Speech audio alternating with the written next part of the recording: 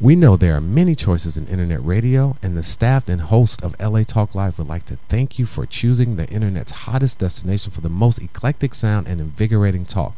This is LA Talk Live. We are more than just talk.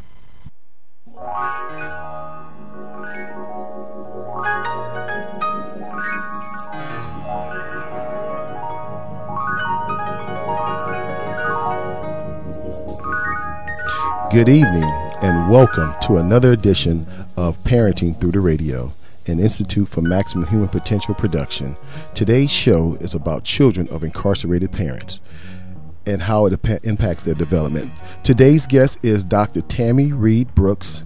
Dr. Tammy Reed Brooks is working in human services and been working in human services for the past 10 years, providing direct services in a recent shift to do, and most recent shift to do, focus more work on administrative side in the program development and improvement. Tammy's mother was incarcerated when she was 7 years old and is serving a life sentence with no possibility of parole.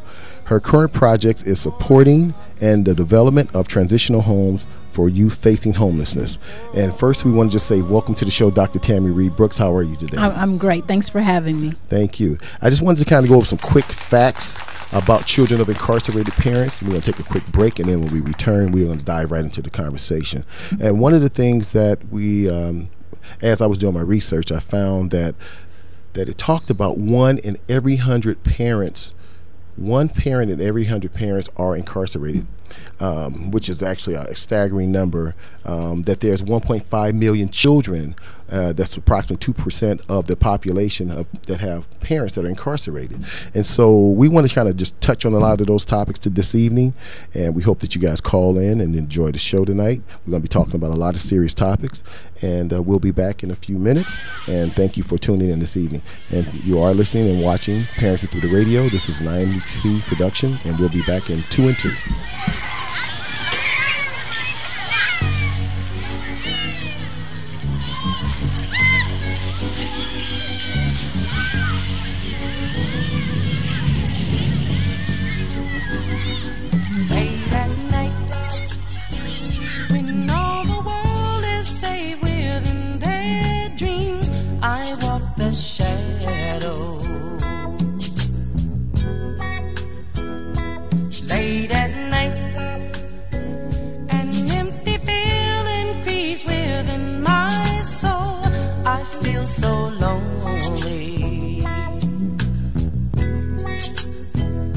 So I go.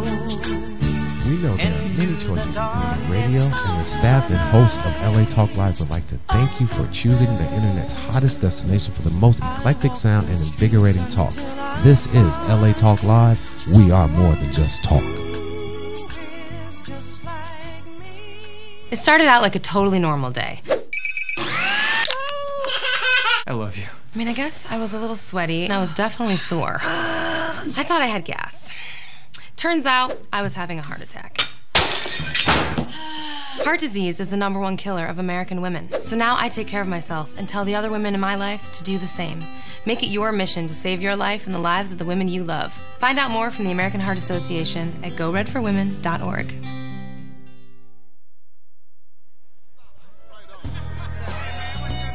Hi, this is Randy Franklin inviting you to join me every Thursday at 5 p.m. for my show, Probable Cause. Join me while I dissect current events, talk about laws, and answer your law enforcement questions. So don't forget to tune in to Probable Cause every Thursday at 5 p.m.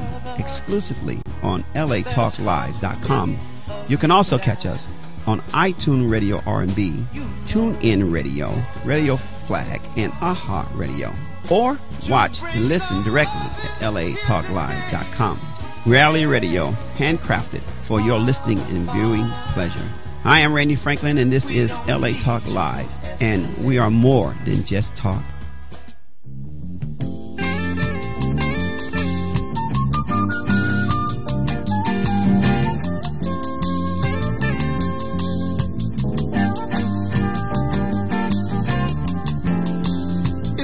Welcome back to Parenting Through the Radio, an Institute for Maximum Human Potential production, serving families for over 20 years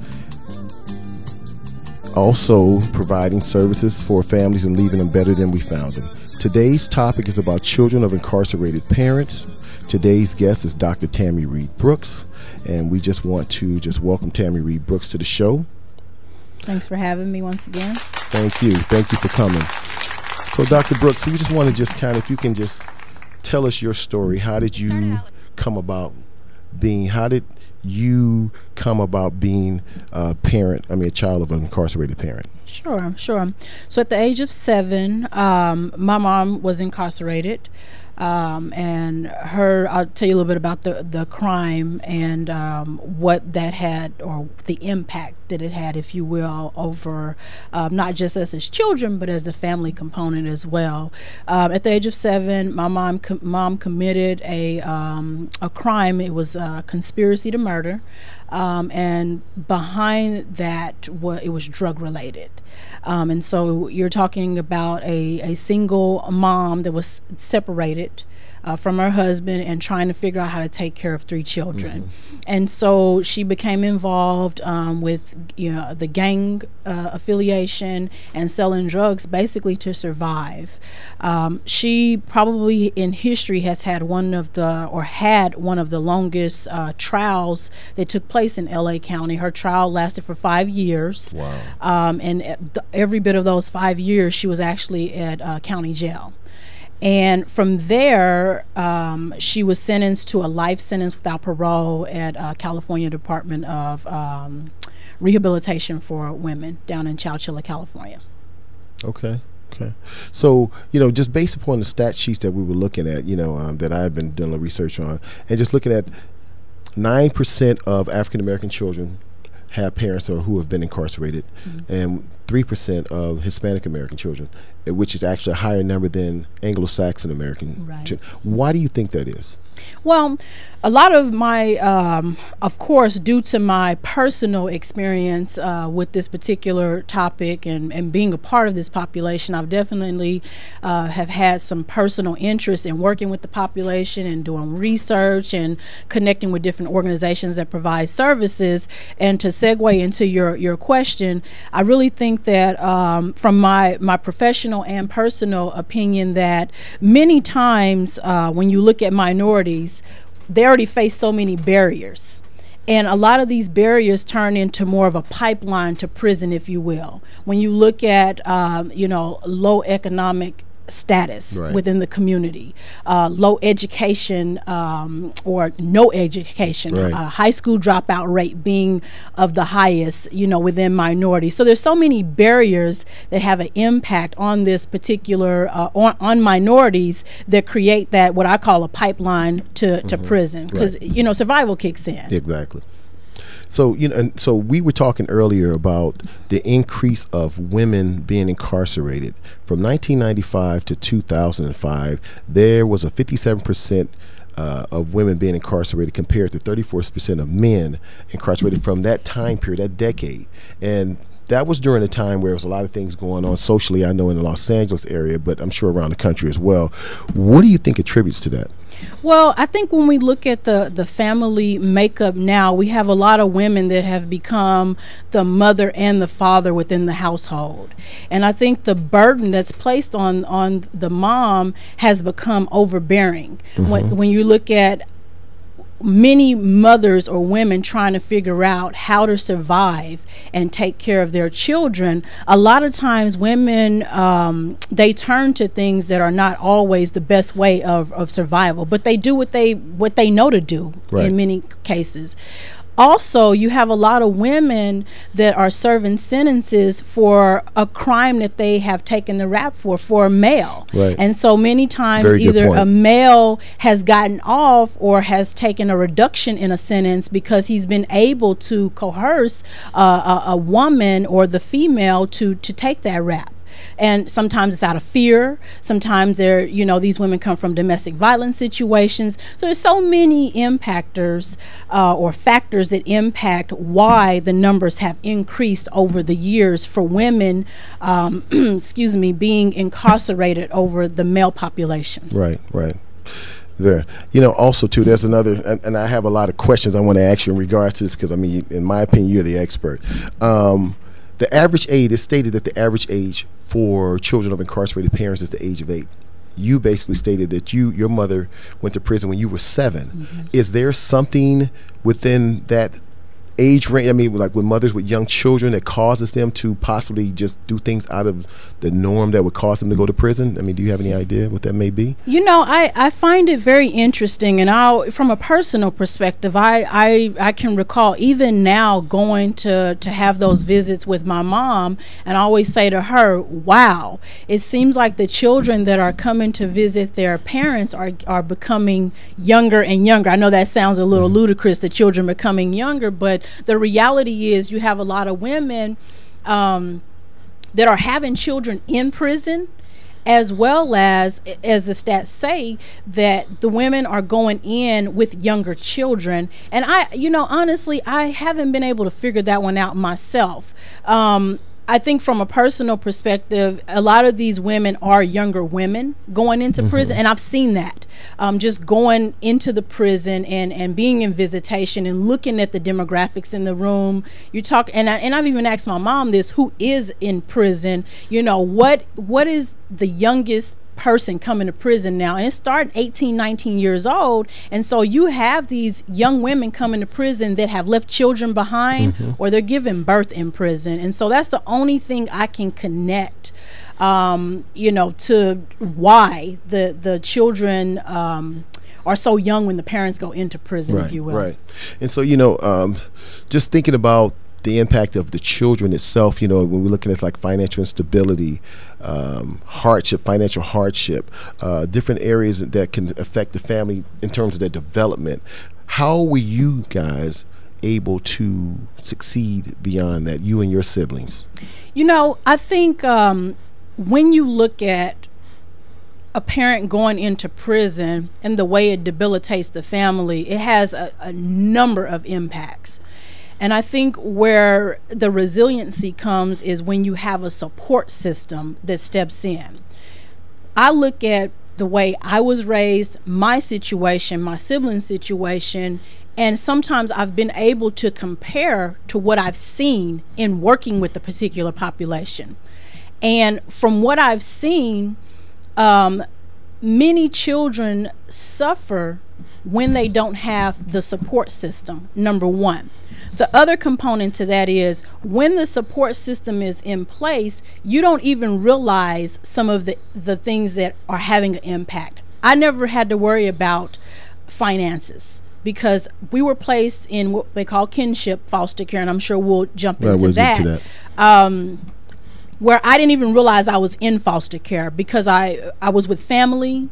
And being with family, I had a roof over my head. I come from a middle class family of grandparents who both worked. Unfortunately, they had to work, longer or past retirement age to continue to provide, to put us through college and so forth. But some of the barriers that a lot of these children have to deal with, I never experienced that directly. I think for me, it was more of the emotional impact. As you get older, then you look back and you realize, wow, this had this impact on me. But some of the physical impacts, I could speak for my siblings as well. We didn't know if that existed. Right, we were not aware of it because we had grandparents that did a great job of masking. I didn't worry about where we're going to, have food to eat, where the light's going to come on. But you have a lot of children that these are their realities. The reality that grandma's taking care of me, she's single, living on her Social Security, not really getting any support elsewhere other than maybe, food stamps, which usually is not much. Food stamps can't buy shoes and an education and so forth. These are realities that a lot of these children face. And I'm asked the question all the time, my success, how do I attribute that to, when I look back at my life and the things that I've had to go through. But I really think that has a lot to do with the support system that I was provided. And that's huge. That's big. I want you to just expound a little bit more on grandparents becoming parents for the second time, because I know when we talked last week, you talked about the great job that your grandparents did and how they made it real seamless, where it was nothing, you never really missed out on anything except for the fact that your mother wasn't there. Right. And God bless my grandparents. Interestingly enough, they gave so much that you didn't realize how much they gave, and the sacrifices that were made. I mean, as kids, we didn't realize that. We didn't realize that it was a second time around for them, if you will. And I think as grandparents, family, you step up and you do what you have to do to keep the family together. And so, I think that's a huge component. I know here in LA, one of the big push now is for the kinship foster care, because when a child is with family, they are more likely to succeed keeping them with their family. There's already that disconnect from the parent, but keeping them with family is huge. And I definitely believe that my grandparents making that sacrifice, that has a lot to do with how successful I was able to become, and my siblings as well. And unlike the statistics and the data, I've heard it say that, and I've heard it not say that, children that have parents that have been to prison or are in prison, they have they're more likely to become a part of that population or statistic themselves. And I can look back, and my siblings and I, that's not been our experience. But I will say that there have definitely been, or has been, and still, moving forward, a huge emotional impact that you really don't ever get over, especially when you're dealing with a parent that's been locked away all your life serving a life sentence. And one of the things that we talked about in reference to once the mother is no longer in the picture, how the family falls apart, because the fathers generally oftentimes are not involved. What role, if any, did your father play in you guys' upbringing when your mother was put in prison? So interestingly enough, my father and mom were married at a very young age, and I will say they probably should have never gotten married. My grandparents, my mom's side, my mom's side was deeply Christians, very, very Christian. Can we hold that thought for a second? We have a caller. Absolutely. Caller, you are listening and watching Parenting Through the Radio. What's your question or comment? Well, my comment is that I am a grandparent who started over again raising my grandchildren, and my grandson, who's now 16, is having a horrible time trying to deal with his anger towards his mother, which is my daughter, who really never had a mother-son relationship. How can I help heal that? How can I help him with his anger issues? That's a great question for Dr. Brooks. Well, one of the things I'm always, or I can say I'm pro therapy.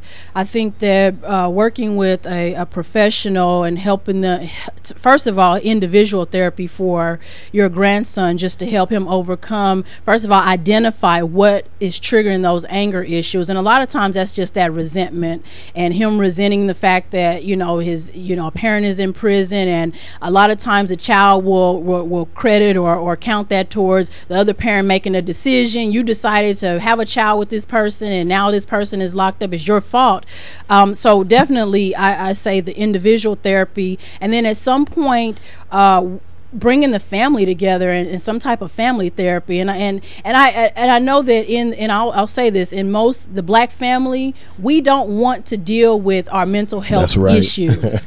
And in order for us to heal, we have to deal with what is the cause of our pain in order to overcome. And so from a personal perspective, and I'm just giving you this not from a professional, but really from a personal place, I think that is huge in dealing with resentment, anger, frustration, especially when you're dealing with a child that has a parent that either has been in prison or that is in prison. And if I can expound on it a little bit, because I agree with everything that Dr. Brooks said, to take it to one step further in regards to the individual therapy. I'm not sure if you mentioned co-joint counseling for the mother and the child. They really have to address the issues that pink elephant in the middle of the room that they never really address, because we're talking about people who are possibly seeing each other daily but not communicating. And so we really have to look at them sitting down and really addressing those issues and bringing some closure to it, so that therefore they can move forward. Okay. Thank you. We appreciate the phone call. Thank you for calling. Continue to watch. So, if you don't mind, so we're going to jump right back into, absolutely, if you don't mind, if you can finish your comment. So as I was saying, my grandparents were Christians, and my mom was, out of high school pregnant, and so that traditional Christian family background, you're getting married, and so which really was not the best decision for my parents to be married, but they were married, and that it was what it was. We have another caller. Caller, you are watching and listening to Parenting Through the Radio. What's your question or comment? Hi, thanks for taking my call. I wanted to know, what is the impact on a child in reference to developing friendships? Great question. That's a very good question. I'll share my own personal experience with developing friendships. One of the things that I faced growing up, and my siblings can probably account for this or attest to this as well, is you get that question as you get older. Where's your mom? Where why are you living with your grandparents? And I think that question, that $1 million question, as I call it, it really creates a barrier to creating and developing relationships, because it's that question that you're going to be faced with at some point as you develop these relationships, but you want to avoid having to deal with that question. And so developing relationships really become a challenge outside of the family. My best friend, her parents were friends with my grandparents. They have very strong friendship, and so her parents, they knew what we were dealing with, and before they connected us, the parents were able to have that conversation with her as a young child, and so the question never came up. And so for me personally, and even with my own siblings, I think we chose and we selected those relationships very carefully, and most of them were usually tight-knit relationships developed through family connections. And so I say all of that to say that developing relationships become very challenging because there's a huge component of trust. You're so used to people walking in and out of your life, especially that parent component, especially when you've been in and out of foster care and so forth, that you don't really want to develop relationships for someone else to walk out of your life. And so trust becomes a huge challenge. And even when you start looking at, as you get older, relationships with the opposite sex, that's huge. Wow. And the impact that this particular barrier has in that type of relationship. I have to ask you to expound on that part a little bit more. Absolutely. And so I go back to the whole trust component. I know for me personally, very independent, and I really didn't want to have to deal with developing a relationship of the opposite sex and having to explain, this is my life, can you deal with it? And so it becomes embarrassment at some point. And a lot of children hide behind the fact that this is their reality. And it's, growing up, I think I even hid behind it because it's one of those things, don't ask, don't tell, if you will. And if someone asks you, it's really none of their business. Let's get creative with the response. And so you live outside of your reality and who you really are. And so that's another thing when you start looking at identity and how do you identify as an individual, if you will, looking at the realities of your life and your circumstances. Okay. And wanting to help our listeners out there as well, we'll respond to this when we come back. You are watching and listening to Parenting Through the Radio, an institute for maximum human potential, serving families for over 20 years. We will be back, as Chuck Willery says, in 2 and 2. Don't you know that no one alive can always be an angel? When things go wrong, I seem to be bad. I'm just a soul whose intentions are good. Oh Lord, please don't let me be misunderstood.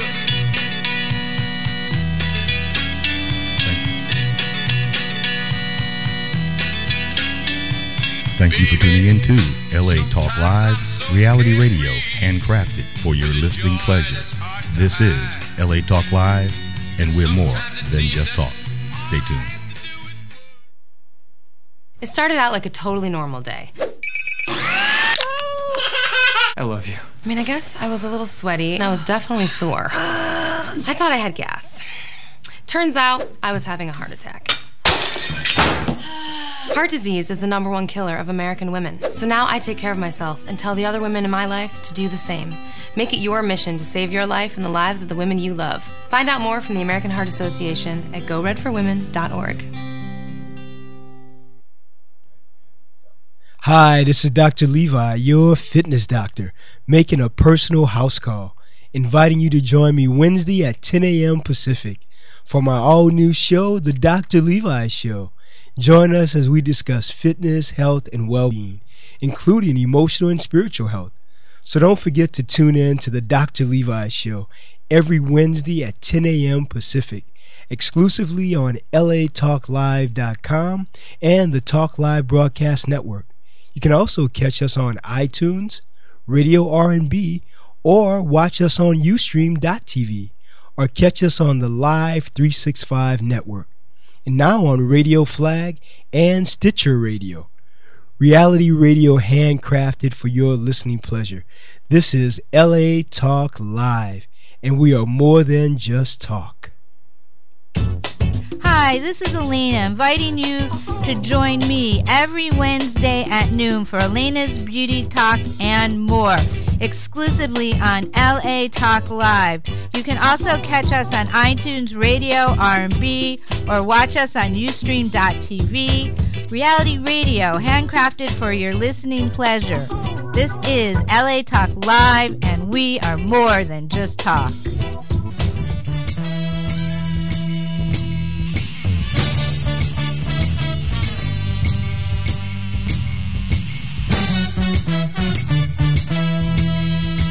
And welcome back to Parenting Through the Radio, an Institute for Maximum Human Potential production.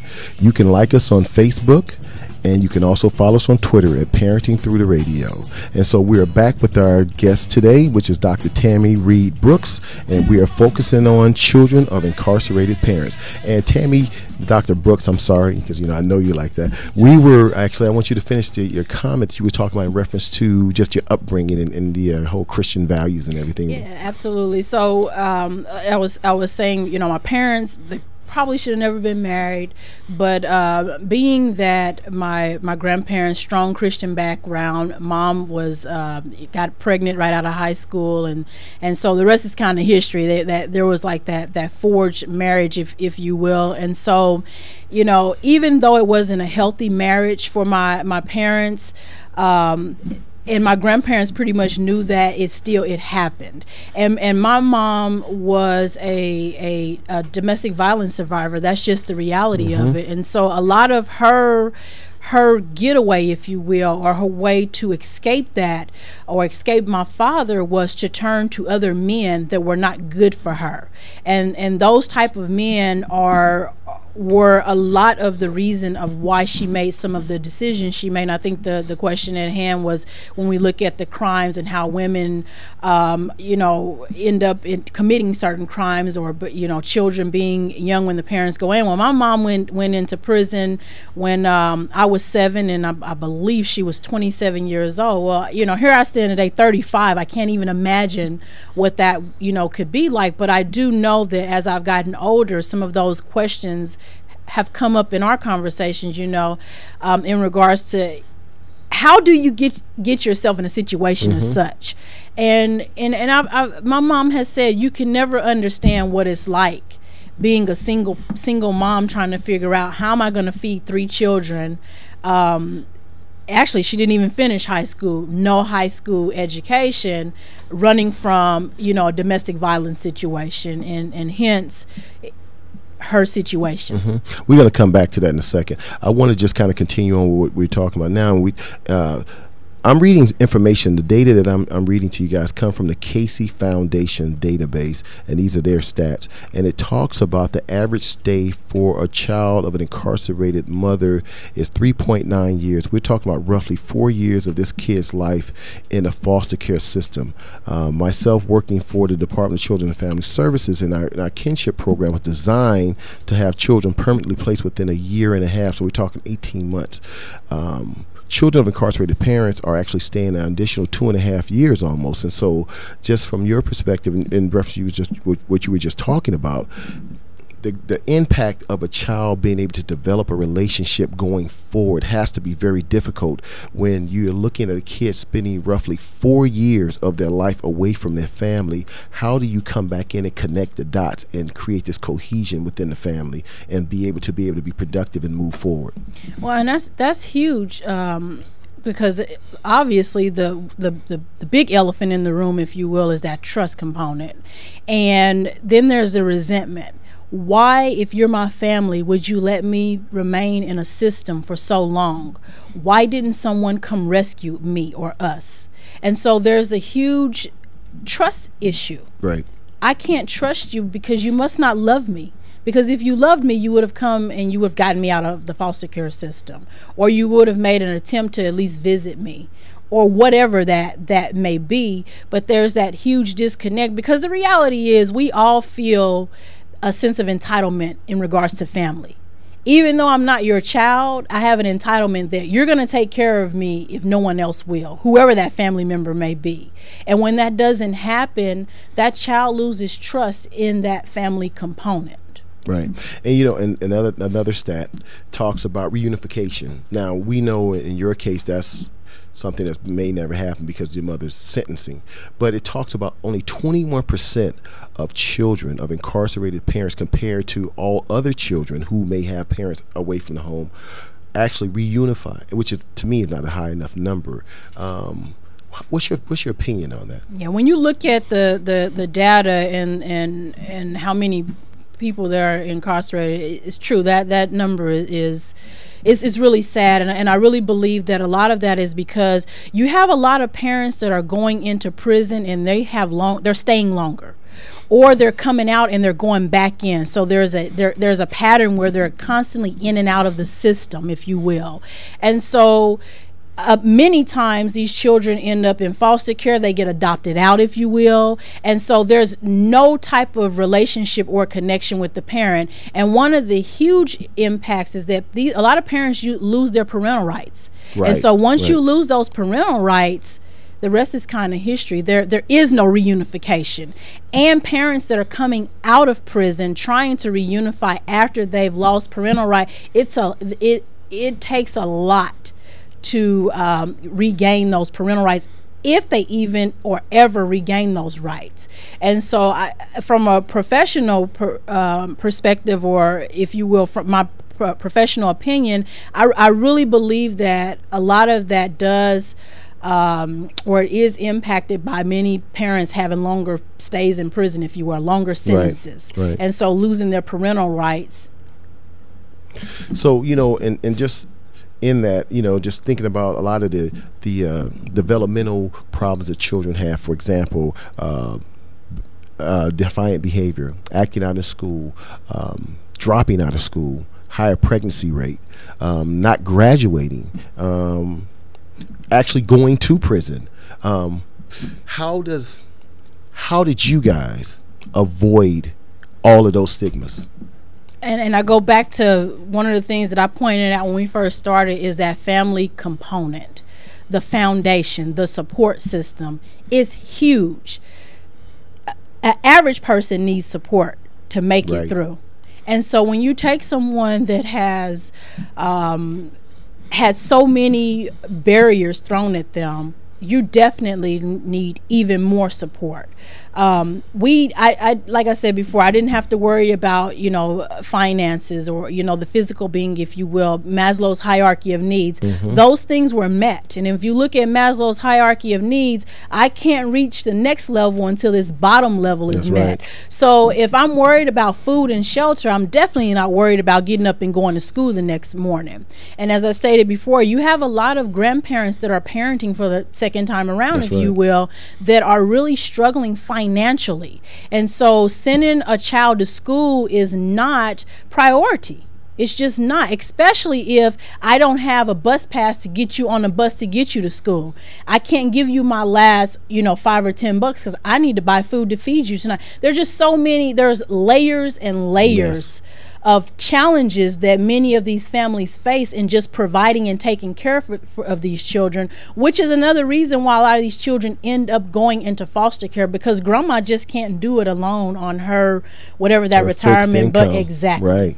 Right. And so, in talking about that, because kinship, we talk about kinship care, care, which is families taking care of their family. Right. Are you aware of the resources to support? Is there enough support financially from, for example, the Department of Children and Family Services, DPSS, to actually aid in rearing the children that the grandparents or the kinship parent actually takes on when they take on that responsibility? Because personally, for me, I don't see enough support going into those areas, because a child in foster care gets almost 7 times as much funding as a child that goes through kinship care. And so that in itself creates a disproportion, in reference to the kid having a better opportunity to be productive and be successful. What is your input on that? Yeah, I'd have to agree with you on that. I actually, a couple of years back, not even a couple of years, about a year back, I worked on a pilot project through another organization. And basically this project was looking at and pulling data and stats to look at kinship care and how kinship care increases a child's chance of becoming self-sufficient and becoming a productive citizen, if you will, versus a child that goes into the traditional foster care system. And I know from working in this system that traditional foster care parents, they do receive much more funding and many more services to provide for these children. And so I think because of that, it kind of throws a damper on family members being willing to take in children, because they're already struggling. And so it creates a burden. It creates a financial burden. And I've worked with many caregivers, actually used to run support groups for many caregivers that have said, I'm doing all I can, and I can't even get food stamps to help feed this child, or I can't get some of the basic needs that I need to feed this child, because what they've been told is that's your family and you're obligated to do it. There you go. And so I guess here I'm about to play devil's advocate here. When we look at the way the system is set up, what would you say the big picture is in reference to children of color? Because we're talking about African American children and Hispanic children. Basically, children of color are primarily being impacted by this, because we don't see a large number of, at least they reported, of white Americans whose children are children of incarcerated parents, how that can impact them. What is your opinion on what the big picture is in terms of why there are not more resources for kinship programs as opposed to foster care, which in my opinion is a streamlining system to the big house? Yeah, and there's research on that right now, looking at the pipeline to prison, and that pipeline to prison, unfortunately, being a lack of education, low social economic status, homelessness, if you will, high school dropout rate, increasing. And let's just talk about some realities here. Yes. When we look at minorities, the barriers, and I said this earlier, the barriers that minorities face, a lot of times very much greater than those that are not of color, if you will. I've worked on both ends of it, I'll be straightforward. I've worked in Orange County, and I've worked in LA County. I've been in South Central in the trenches, and I've been in the trenches in Orange County, and those trenches and realities look a lot different when you look at the barriers that minorities face. I have to go ahead. The funding opportunities that present when you look at the disconnect in the counties or the separation, they look a lot different. And so when you really, and these are things that we don't want to talk about as a society. I don't want to put myself out there. I don't want to talk about this, but these are realities. And until we talk about them and we really deal with them, we're going to continue to deal with a system that is completely broken.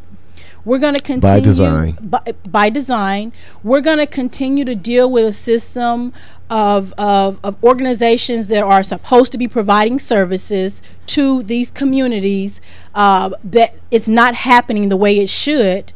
We're going to continue to deal with a high rate of this particular population, because when you look at the data and the research, many people that have been to prison or are in prison, high school dropouts, low social economic status, homelessness, and the list goes on. Right. On that note, we're going to take another break. You are watching and listening to Parenting Through the Radio. We'll be back in 2 and 2. Are you hearing what he's saying? Are you feeling what you're praying? Are you healing pain, feeling what you say inside? You better tell your story back, and if you like it will come to pass.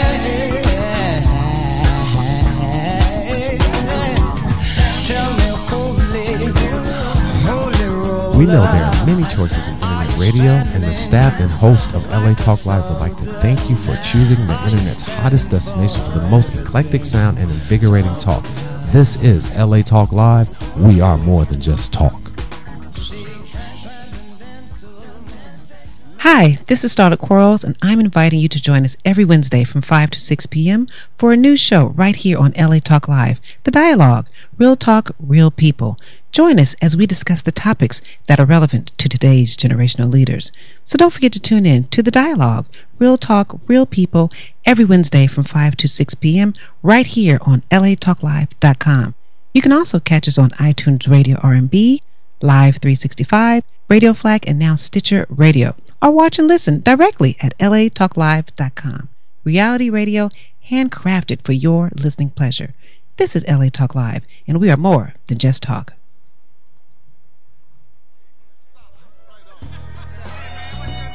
Hi, this is Randy Franklin inviting you to join me every Thursday at 5 p.m. for my show, Probable Cause. Join me while I dissect current events, talk about laws, and answer your law enforcement questions. So don't forget to tune in to Probable Cause every Thursday at 5 p.m.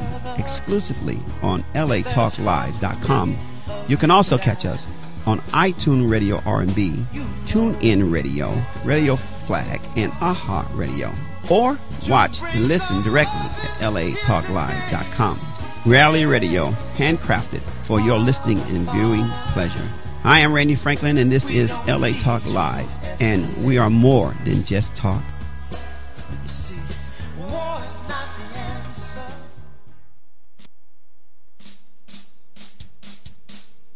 Hi, this is Tika Lark Fleming inviting you to join me every Thursday at 7 p.m. Pacific Standard Time for MP Chronicle Presents The Black Girl Show. Join us as we discuss politics, pop culture, and the other side of Black LA.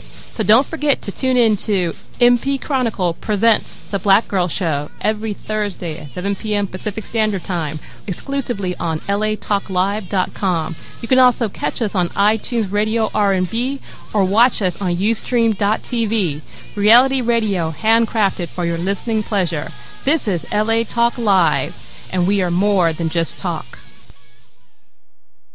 Xavier Tees and Tots, groundbreaking fashion, forward street smart designs. Tees and Tots for men, women, and boys. Visit XavierUSA.com. Once again, that's XavierUSA.com.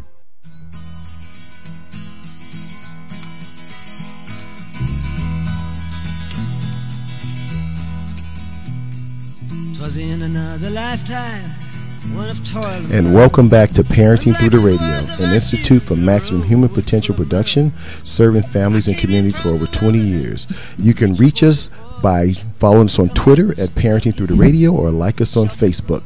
And so we're going to just kind of recap what we've been talking about today, and then we want to talk about some resources and try to help some of these families actually find some resources in order to be able to move forward with these children of incarcerated parents. And so, Cammie, if you don't mind just recapping your story, and then I would like you to talk about your successes in terms of just how you've gotten to where you are and the way that the support system that you had to help get you there. Absolutely. So, as I stated earlier, at the age of 7, my mom was sentenced to a life sentence in prison, life sentence without the possibility of parole. And for those that don't know, in California, no parole means just that, no That's parole, right. Unless they pretty much age out of the system. And as the governors changed, and they are looking at changing some of those laws, because they're realizing that it costs so much more to keep someone of age incarcerated than to let them go.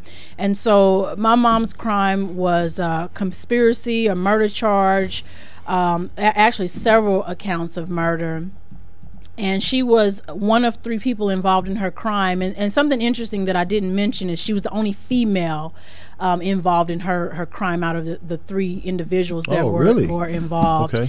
And, you were asking questions in regards to, earlier we were talking about how women have a higher rate of incarceration than men. And when I look back on my mom's case and her situation, she actually took the rap for their particular case as well, and she actually ended up with the hardest sentence, if you will. And so this just goes to show, some of the conversation that we had in regards to women, the incarceration rate being higher than for males. My mom, her crime was basically linked and related to gang relation, or gang affiliation, and drugs. You're talking about a single woman raising 3 children, no high school education, domestic violence victim, and really just trying to find a way out.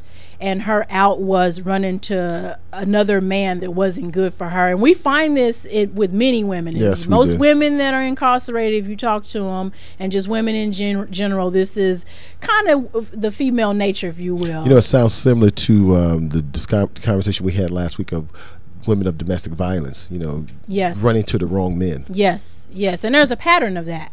And just happened this time, my mom developed a relationship with someone that had a large influence on her becoming involved with selling drugs, and that led to her crime. Basically, it was a crime where they went and they robbed a drug house of a key player in the drug game, if you will. It was just supposed to be a robbery, and it turned out that about 7 or 8 people ended up murdered.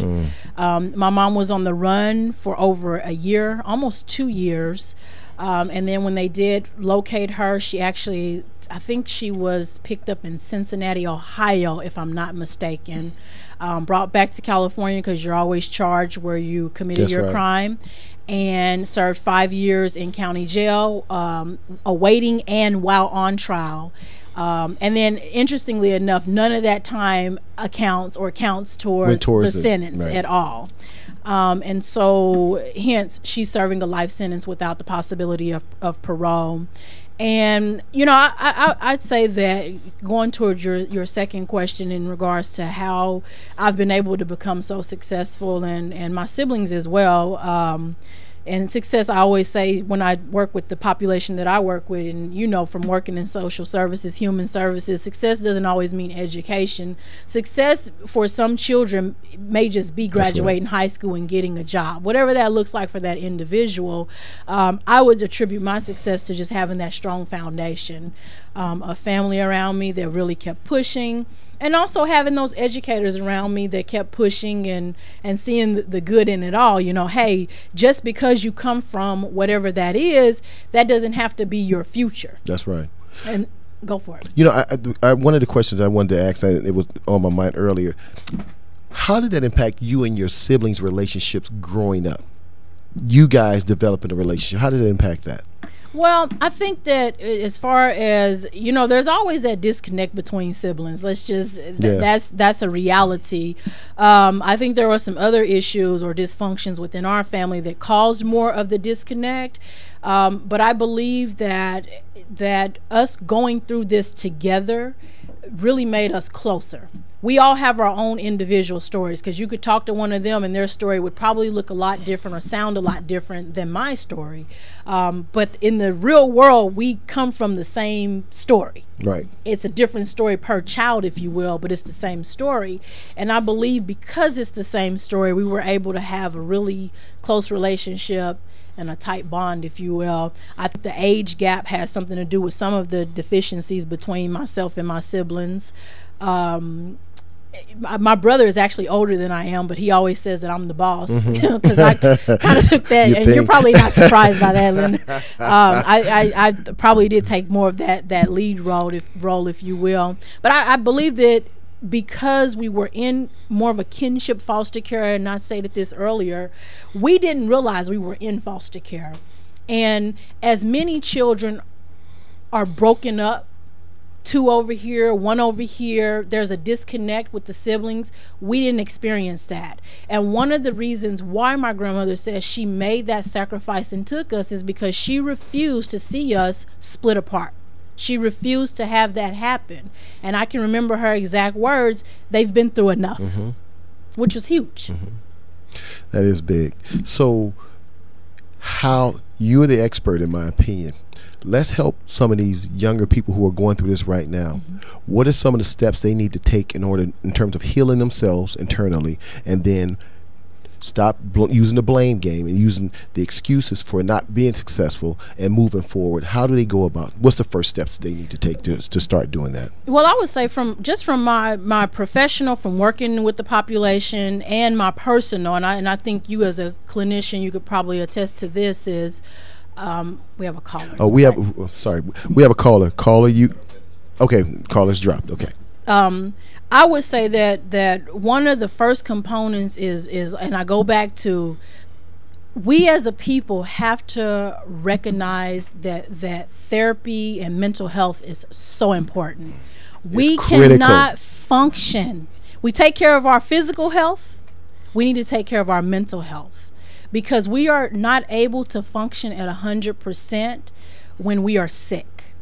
And there's a such thing as being sick mentally, whatever that may look like. It doesn't mean you're crazy, but we need to take care of our mental health. That's huge. I have to say this real quick. I say a lot, oftentimes, if the mind tells the body that the body is sick, I don't care how many procedures a doctor performs on an individual. If the mind tells the body that the body is sick, the body's going to die. Absolutely. It doesn't matter what. So I agree with you 100% in reference to having to get some care. I say that the people who don't go and seek out help are the ones who are actually sick, the ones who have a problem, because we have the stigma within the African American community as well as the Latino American community that people that go seek mental health service or go see a shrink, if you will, they're crazy. No, it's the people who don't go see them that are crazy. Absolutely. That's what keeps this cycle of this vicious cycle going that we have continued not been able to break because of that. We have a caller. Caller, you're on the air. You're listening and watching Parenting Through the Radio. What's your question or comment? How old do you think it is acceptable to begin to take children to visit parents in prison? Wow, very good question for Dr. Brooks. Powerful question. So I actually worked in a program at some point where that was the key component, if you will, was unifying or reunifying, if you will, children and their parents that are incarcerated. Because really what it turns into is looking at how do you parent from prison. And I always ask, is that a reality? Is it even possible? Because there's so much trust and respect lost that how does that happen?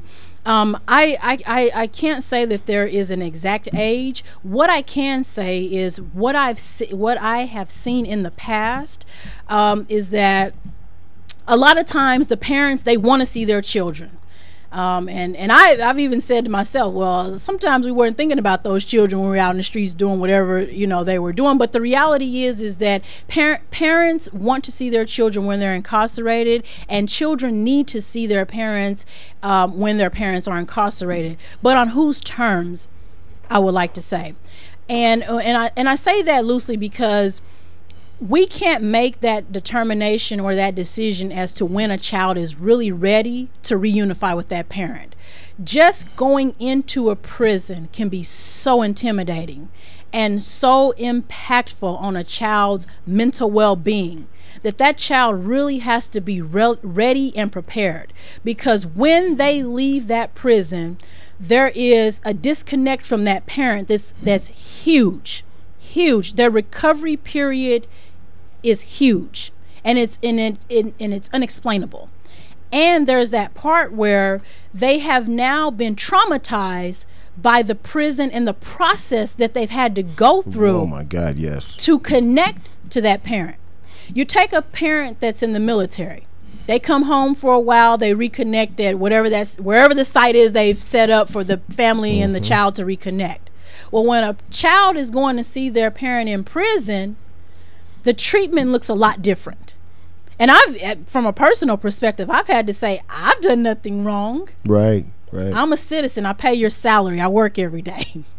Treat me like as such, if you will. I have to say, I only had one experience going to a prison, and I went to go see a friend of mine who's on death row right now, who was being on trial for murder. And the process in itself kept me from going back ever again. It was horrifying. So then you think about a child that has to go through that process, and then the worry that it creates. If I have to go through this process to have a visit with my mom or my dad, what are they dealing with on a daily basis? I know growing up as a child, I always thought about that. Are they being taken care of? Are they hungry? Are they being mistreated because of that process that I had to go through? Right. It's very intimidating, if you will. I would like to I want to shift directions, because I know that we wanted to just kind of give some positive information out. Can you tell us about some of the things that you're actually doing with helping the youth and families currently, and any resources that you may have for our families who are listening and want to have some resources for their children who have parents who are incarcerated? Absolutely. So there are several organizations out there that do provide services for, I'm just going to say, families dealing with incarceration, because the child is only a component, even though it's probably the larger component, but it's the whole family component that's dealing with the impact of incarceration. There's plenty of programs that are available. I will say, choose wisely. Make sure, and I'll say this because I think the community should be aware. One of my big challenges is making sure that these children aren't being exploited, if you will, for programs that are trying to receive monies. This is already a delicate population, so just being really careful in how you connect these children to different programs that are out there. One of the things that I'm working on with a colleague of mine, his name is Mr. Chris Brown, is a project called Fourth Dimension Youth Advancement Program, and we're looking at, and we've actually already started creating and just trying to finalize some of the final components with contracts, DCFS probation, is transitional youth. A lot of the transitional youth, this particular population, are in foster care because of parents being in prison. And we're finding that as we connect even more, 9 times out of 10, the child has a parent in prison that has either been in prison or currently in prison or been in jail. And jail it all counts under one umbrella. Once you have been involved with the system in such of a manner, you are now that statistic, if you will. And so our program is really looking at how do we help these youth move into self-sufficiency. How do we provide the support for education, the support for employment and independent living? Because at some point, this population, they are going to become a citizen. Yes.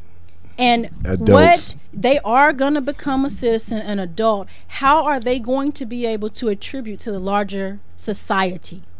Either they're going to become a statistic, or they're going to become a citizen that is productive, in whatever that may look like. But we as a society and as a population, we have a responsibility to make sure this happens. We do. We have a social responsibility, and that's how my colleague and I we're looking at it. It's our social responsibility to ensure that these children, they have a chance. I appreciate that. And on that note, we want to just thank Dr. Tammy Reed Brooks for coming out and sharing her information, her wealth of experience and knowledge. We want to thank all of our listeners and our viewers for watching and listening. You have been listening and watching Parenting Through the Radio and I.M.H.P, Institute for Maximum Human Potential Production, serving families and children for over 20 years, leaving them better than we found them. Thank you for watching and listening, and we'll see you next week.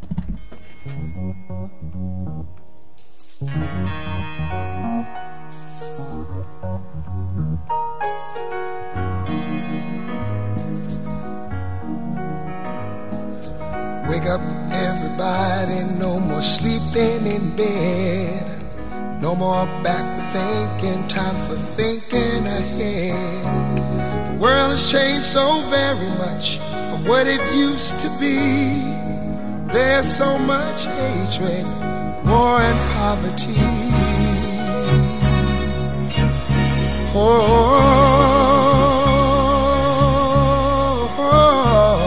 Wake up, all the teachers, time to teach a new way. Maybe then they'll listen to what you have to say.